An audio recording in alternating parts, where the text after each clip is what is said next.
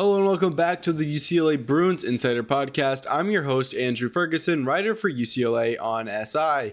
Today we're going to be taking a look at UCLA's matchup against the Minnesota Golden Gophers at Minnesota, things the Bruins need to do to win, and things like that. But before we get started, I want to thank everyone right now who's listening, Apple Music, Spotify, or even YouTube. It all means a lot to me, and I cannot thank you enough.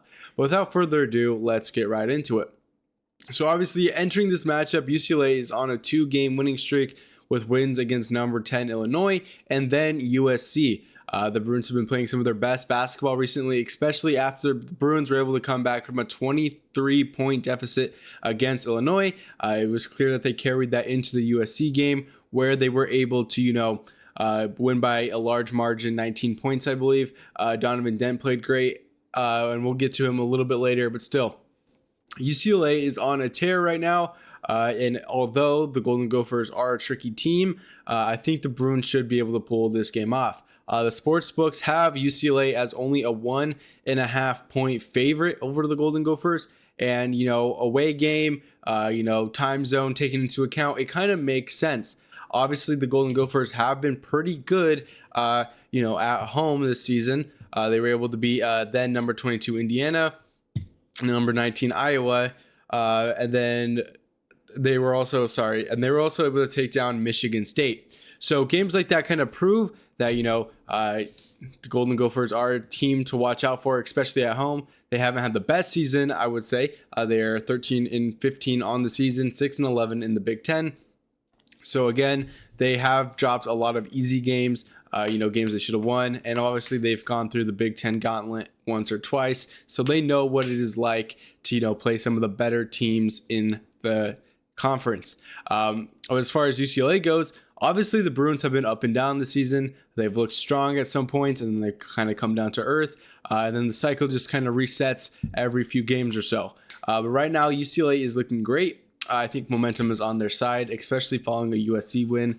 A rival win is going to help the mental across the board, no matter who you are. But yeah, UCLA, again, momentum is on their side, playing some of their best basketball. Looks like Mick Cronin might have figured it out. What I mean by that is, he's kind of changed up the lineup. As we've seen, he's using a 3-guard lineup with Donovan Dent, Sky Clark, and then Trent Perry there in the backcourt, and then in the front court, obviously Bilodeau and Daly. So again, new lineup completely. It looks like UCLA is probably going to stick with this, especially with the success. I wrote in a previous article that there is some skepticism surrounding that. Obviously, UCLA has had a lot of those impressive performances against Illinois. Eric Daly Jr. had 20 points, and Donovan Dent had, I think, 14 points and 15 rebounds. Not 15 rebounds, 15 assists. And then when you kind of look at the USC game, obviously Donovan Dent, 30-point game with, 7 assists. So things like that have definitely played into why UCLA has been able to do so good. Is it this new guard look? I mean, there's reason to believe so. But again, until we start to see, UCLA to kind of get a bigger win streak, win here, and then Nebraska, and then end the season with USC, that's when you'll know when, Mick Cronin has kind of figured things out. But until then, I think UCLA needs to be cautious regarding this lineup. They can't be blinded by this. Someone needs to step up. It doesn't matter who it is. It could be Bilodeau, Clark. Any of those players could really make a difference in this game if they choose to. But right now, I'm going to kind of go down 3 players who I believe will have the biggest impact in this game overall. Some of them might not even be starters. But things like that are going to be important when kind of discussing these 3 players.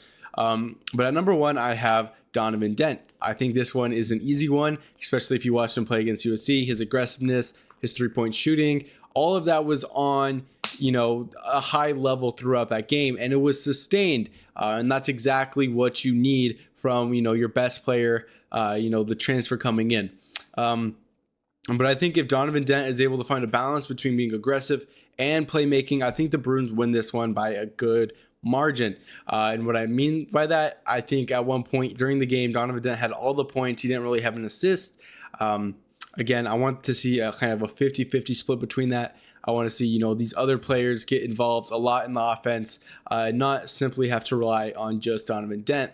Donovan Dent has been playing amazing. I think he's at 44 points and 22 assists without a turnover in his last 2 games. And when you look at that, you can just smile. Donovan Dent is that big piece for the Bruins. They need him to be. And I think if he does this in this game, UCLA wins this game by a decent margin overall. But up next, I want to talk about Eric Daly Jr. He really did struggle against Illinois. When you kind of look at that game, you saw, I think he had 1.1 rebound. He played 18 minutes. A performance like that cannot be repeated. Eric Daly Jr. is obviously, one of, if not the best rebounder for UCLA. So for him to really make an impact, board getting, offensively or defensively, is going to make a huge impact in a game that is expected to be razor thin. Obviously, UCLA does not play to the lines that they're given, but still, in a game this close, you're going to need Eric Daly Jr. to really show out, score, isolate, things like that. And defensively, he also needs to be really good in the paint.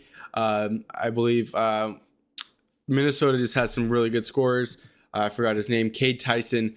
He's a 6'7" guard for Minnesota, and he could really make an impact in the paint. And that's where Daly, Bilodeau both need to really show out defensively and kind of slow him down. Tyson is averaging 48 or is shooting 48.7% from the field. So again, he shoots at a very consistent rate. And that is something, Eric Daly Jr. needs to slow down, because the Bruins ultimately do better when they force, errant shots, things like that. It definitely makes an impact that is worth watching. Do I think Daly is capable of bouncing back? Of course. I'm always going to be rooting for Eric Daly Jr. I think he's a great player, hard worker. By far, when he's on, he's by far the most impactful Bruin on the roster. And I don't say that lightly. Obviously, Bilodeau, Dent, Clark, all great options. But when Eric Daly Jr. is able to control the tempo and pace, it is unlike the other 3 players I just mentioned. But what I want to see from this game is a high rebounding game. And what this looks like, I think I want to see him get at least 7+ rebounds, really command the paint, maybe a block or 2, things like that. Scoring is not going to be necessarily a factor. I don't believe it will be, especially with Donovan Dent playing the way he has. And obviously the amount of offensive threats UCLA has to work with. Obviously, Bilodeau, Sky Clark, Perry, those are all players who are going to make an impact scoring. And that's where Daly Jr. needs to figure out how to fill in the gaps, rebounding wise and on defense. The last player that I really wanted to mention is Eric Frenny. I know UCLA's guard room is very crowded, but what we saw against, USC is that he has what it takes to be a successful guard in college basketball. I believe he had 7 points. I'm not too sure on the shooting per se, but it was efficient. I think he was like 1 for 2 from the 3-point line. 1 got called back following a defensive foul in the paint that had nothing to do with him. But if he's able to kind of come in, set the tempo again, kind of like what Daly does, and really catch Minnesota off guard, I think the Bruins have a very good chance at winning this game outright. But yeah, Eric Frenny, is a good player.